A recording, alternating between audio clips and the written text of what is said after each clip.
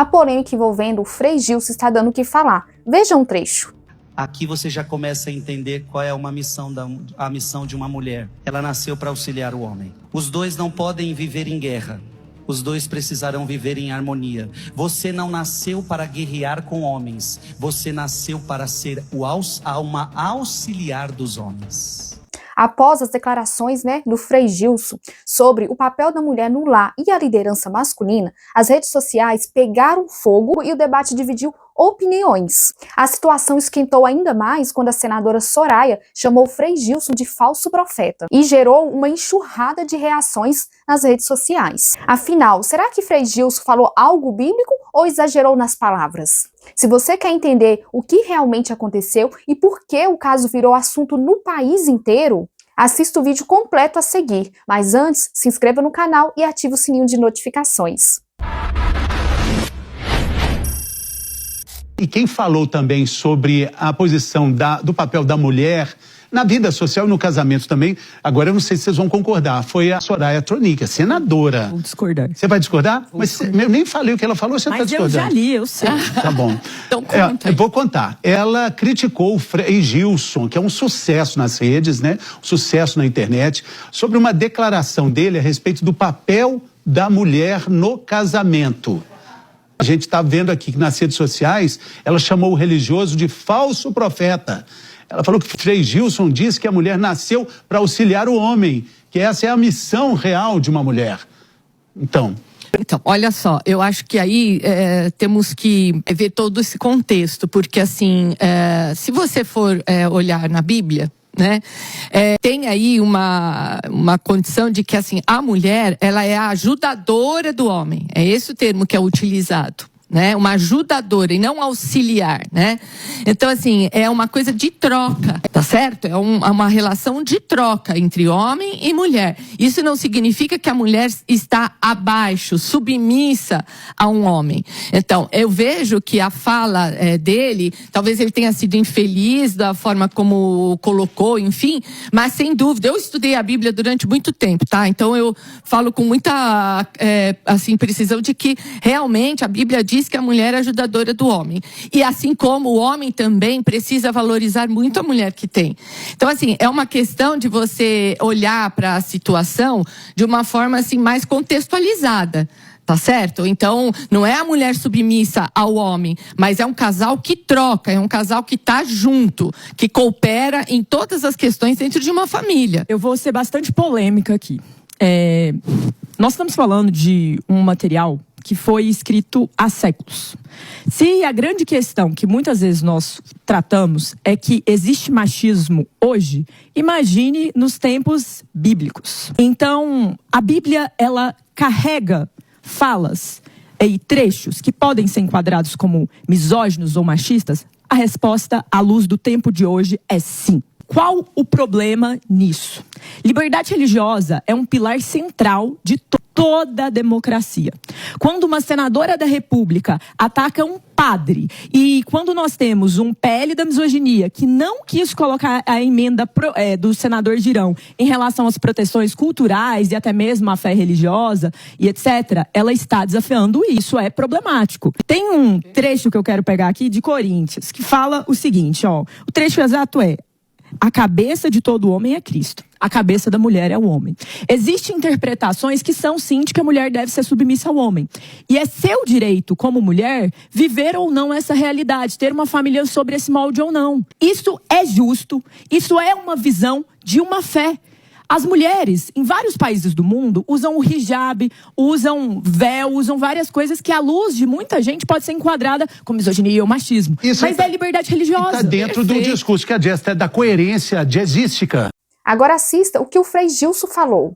Nós cristãos, a nossa luta não é contra pessoas. A nossa luta é contra o pecado. A nossa luta é contra as práticas pecaminosas. Então, isso é muito importante a gente entender. Nós cristãos não estamos em luta com pessoas, inclusive com aqueles que vivem o erro, inclusive com aqueles que pregam o erro, inclusive com aqueles que ensinam o erro. A nossa luta não é contra essas pessoas.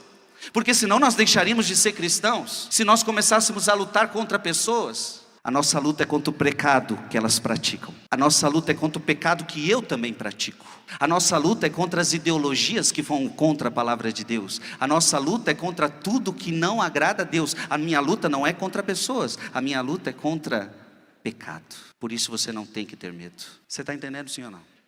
Você tem coragem de entrar nessa luta contra o pecado, seguindo o seu mestre nessa geração? Você está pronto para a perseguição e para o sofrimento? Não sei não. Que na hora que a coisa aperta, olha para quem está do seu lado, só dá uma olhadinha para ele e fala: a nossa luta é contra Satanás. A nossa luta não é contra pessoas. A nossa luta é contra Satanás e suas obras. A nossa luta é contra o pecado. A nossa luta é o que nós estamos vivendo aqui este final de semana. PHN. A nossa luta tem nome. Jesus está falando: não tenham medo. E ele continua: o que vos digo na escuridão. Porque Jesus muitas vezes ensinou ao pé do ouvido. Jesus ensinou na escuridão. Ele diz assim: ó, o que eu vos digo na escuridão, dizei-o à luz do dia. O que escutais ao pé do ouvido, proclamai-o sobre os telhados. Quem está falando? Frei Gilson hoje. Jesus falou na escuridão por uma pedagogia divina. Talvez até seria morto muito antes, se não tivesse feito essa estratégia. Veja que só foram 3 anos que aguentaram ele na terra falando. 3 anos. O homem começou a falar, 3 anos não deram mais conta. 3 anos. O homem começou a falar, só deu 3 anos. A palavra dele era tão forte que não aguentaram, não resistiram, deram um jeito de prender e matar. E se fizeram isso comigo, farão com vocês. Se odiaram a mim, odiarão vocês. Se prenderam a mim, prenderão vocês. Se perseguiram a mim, perseguirão vocês. Gente, estendam, a palavra de Deus é forte. E nos dias atuais, a palavra de Deus está estremecendo essa terra. Não tenha medo deles. Agora preste atenção. Eu falei às escondidas, mas eu quero que vocês falem às claras. Está na hora de a gente começar a falar às claras para o mundo a palavra de Deus. Eu não acredito numa igreja que fica presa em uma catacumba. Não podemos falar o que nós cremos, não podemos falar o que nós acreditamos, porque eles não vão gostar de nós, porque eles vão nos rejeitar, porque eles vão nos processar, porque eles vão nos prender. Então vamos ficar todos quietinhos, não vamos falar o que cremos, não vamos falar o que pensamos, porque nós não queremos machucar ninguém. Vamos ficar aqui. Eu não acredito numa igreja dessa. Essa igreja é covarde. Essa igreja seria uma igreja covarde. Essa igreja seria uma igreja covarde. Você está preocupado com você mesmo, você está preocupado com a sua imagem, você está preocupado com a sua vida. Quando eu não me preocupo mais com a minha vida, eu não estou mais nem aí. Essa é a verdade. Se eu não me preocupo mais com a minha vida, eu não estou nem aí. A minha missão é anunciar o evangelho com amor, com respeito, com amor, mas pregar. Eu não posso ser covarde. Podem ter certeza. Por exemplo, hoje o Frei tem uma determinada expressão. Para mim seria muito mais fácil se eu ficasse dentro de casa, sentado, assistindo uma televisão, quietinho no meu canto. Eu viveria uma vida tranquila até o final da minha vida, vivendo a minha fé. Mas sabe o que seria isso de mim? Covarde. Todos vocês poderiam ir lá bater na minha casa e dizer: Frei Gilson, sai daí, seu covarde. Está com medo do quê? Está com medo dos homens? Está com medo de quê? Eu quero que vocês falem às claras. Agora é claro, o mundo não vai dar conta da palavra de Deus às claras. Portanto, muitos de nós vamos passar por perseguições. Portanto, Jesus um dia pregou no segredo, mas depois falou para os apóstolos que eles tinham que pregar sobre os telhados. Então eu quero dizer isso para você: não é tempo de a gente ficar no segredo, é tempo de a gente ir para o telhado. É tempo de a gente ir para o telhado. O que nós estamos vendo no mundo de hoje? O mundo pagão, o mundo anticristão não tem medo de falar e não tem medo de ensinar. E os cristãos estão com medo de falar e de ensinar. Onde já se viu isso? Covardia. Eu quero dizer a você, se na tua faculdade tem gente falando contra as coisas de Deus, ora, qual é o problema? Você se levanta lá e fala: olha, eu aceito, eu respeito o que você pensa, mas eu penso assim. Então está na hora de, na sua faculdade, na sua escola, na sua família, no lugar que você estiver, no ônibus, no metrô, na fila do banco, em qualquer lugar, olha, respeito o que você pensa, mas eu penso assim porque a palavra de Deus ensina assim e eu creio desta forma. Essa para mim é a verdade. Levanta a mão bem alto. Se todo mundo aqui sair da catacumba e for para cima do telhado, olha o que pode acontecer neste mundo. Levanta seu braço mais uma vez. Olha para a pessoa que está do seu lado e grita bem forte para ela: vamos para o telhado e vamos pregar a verdade de Deus para este mundo. Aleluia! Chega de se esconder, minha gente. Deixa eu dar um testemunho pessoal. eu quando era menino, 13 anos, 14 anos de idade, eu estava do lado de vocês, sentado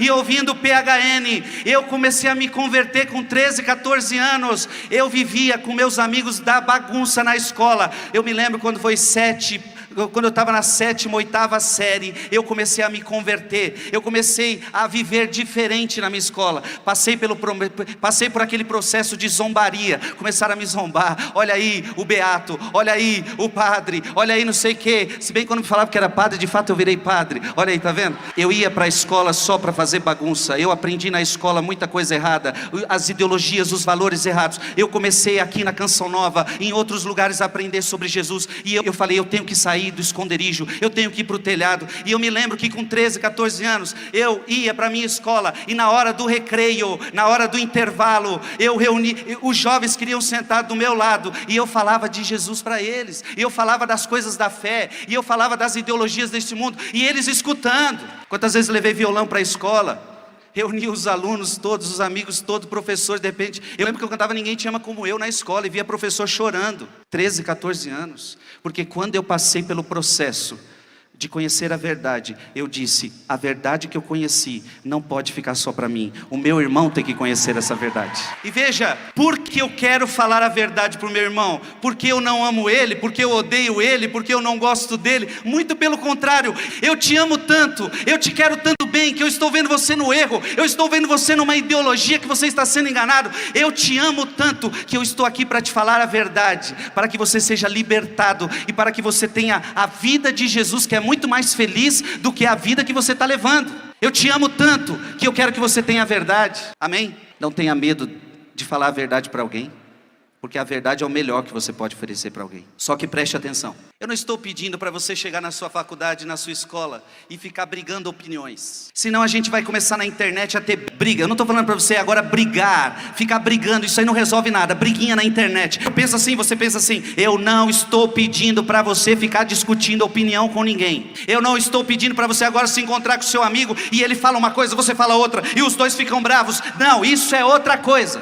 isso não é evangelização, não é uma briga de ideias, e quem tem a ideia mais forte ganha, ou quem tem os argumentos mais fortes ganha. O que eu estou propondo para vocês é o anúncio da verdade, e a verdade não é uma ideia, a verdade é uma pessoa, Jesus Cristo. Você está entendendo? Então não é brigar opinião, o Jesus que eu tenho, eu quero que um dia você tenha, porque Ele é a verdade, Ele é o caminho, e Ele é a vida. E aderindo Jesus não vai ter jeito, você vai ter que aderir os pensamentos dele, o jeito de ele viver, e você vai expulsar toda a mentira da sua vida. Aderindo Jesus, esse processo é natural, amém? Olha para quem está do seu lado e diga para ele, covarde, hein? Preste atenção, faz silêncio. Não tenha medo daqueles que matam o corpo. O máximo que um homem pode fazer com você é matar o seu corpo, mas eles não podem matar a sua alma. Jesus está pegando pesado, Jesus está falando assim, o que eu estou falando para vocês, eu não sei se vocês estão entendendo, eu estou falando que vocês têm que defender a verdade, a tal ponto de dar a vida pela verdade, dar a vida por mim.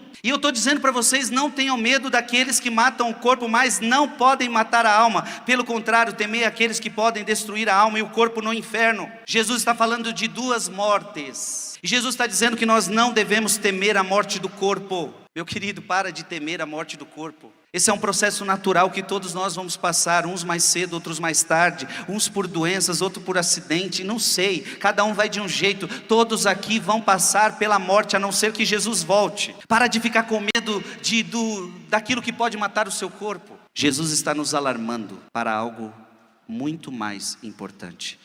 Eu quero atentar você, que você precisa ter medo daquele que pode matar a sua alma. Esse você deve temer, matar a sua alma e colocar você no inferno. Isto você deve temer. Vivemos numa geração onde se preocupa mais com o corpo do que com a alma. O jovem PHN, a alma vale muito mais do que o corpo. Para um jovem PHN, ele gasta mais tempo nas coisas de Deus do que com a academia. Não que a academia você não possa fazer, mas tem gente que está gastando mais tempo com o corpo do que com as coisas de Deus. Você faz mais academia do que reza. Você mais tem cuidado da saúde do teu corpo do que da saúde da tua alma. Não é problema cuidar da saúde do corpo. Agora está errado quando você cuida mais da saúde do corpo do que da saúde da alma. Estou errado? É isso que você tem que temer. Gente, o que Jesus está dizendo e gritando para nós? Eu quero que vocês sejam salvos. Eu estou preocupado com a salvação de vocês.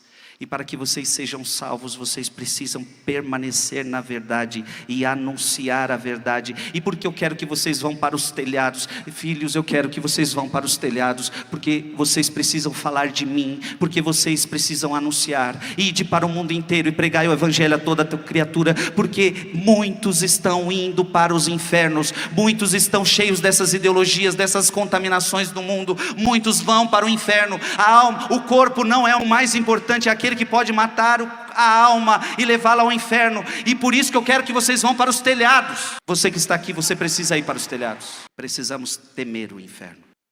Ou você acha que você está garantido no inferno?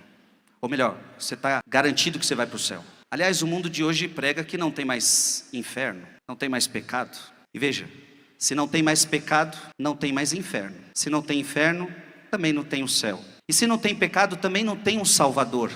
O próprio São João vai dizer: ora, se você diz que não tem pecado, você faz de Deus um mentiroso, porque ele morreu diz ele que veio na cruz para morrer pelos nossos pecados. Se você diz que não tem pecado, então ele é um mentiroso. Numa geração onde não existe mais pecado, onde não existe mais inferno, e Jesus está dizendo: sim, tem um inferno, e eu quero que vocês temam o inferno.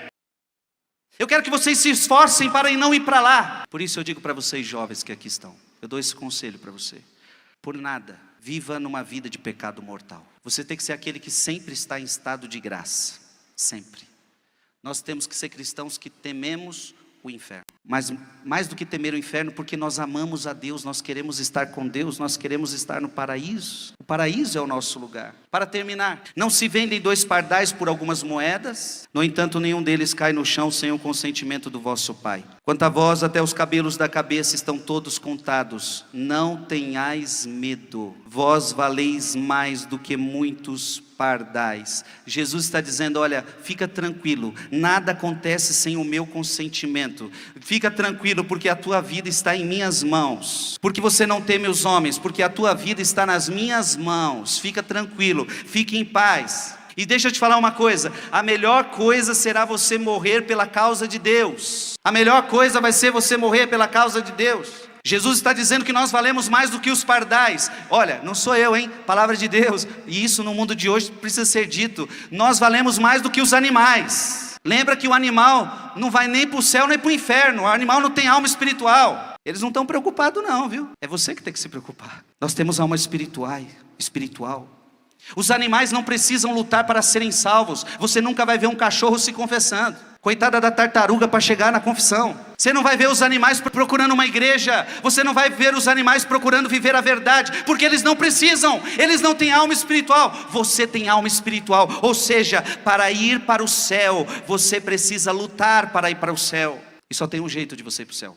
Posso falar? Você só pode ir para o céu se você aceitar Jesus como teu único Senhor e o teu único Salvador. Se Ele é o Senhor, Ele está acima de mim. Não é eu que mando, é Ele que manda. Amém? E olha como Jesus termina dizendo para você: portanto, se você entendeu essa pregação, todo aquele que se declarar ao meu favor diante dos homens. Olha, Jesus está vendo as nossas ações. Jesus está vendo o que você pensa. Jesus está vendo você na faculdade. Jesus está vendo você na sua escola. Jesus está vendo você na sua casa. Jesus sabe se você é um covarde ou não. Se você se declarar ao meu favor, você vai ficar a favor de quem? Dos artistas?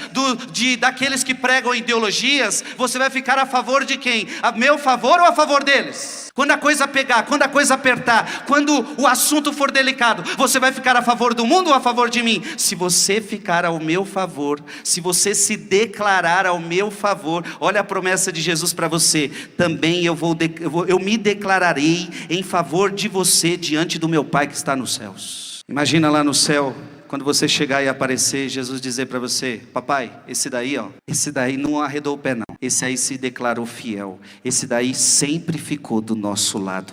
Então eu estou me declarando a favor dele. Vou me colocar, se eu tiver essa graça. O Frei Gilson se declarou em meu favor na terra. E eu agora estou declarando que ele é escolhido para estar no céu. É assim que vai acontecer. Se você chegou até aqui, deixa aí abaixo os seus comentários e não se esqueça de se inscrever no canal e ativar o sininho de notificações. Jesus abençoe você, Jesus abençoe a sua família e até o próximo vídeo.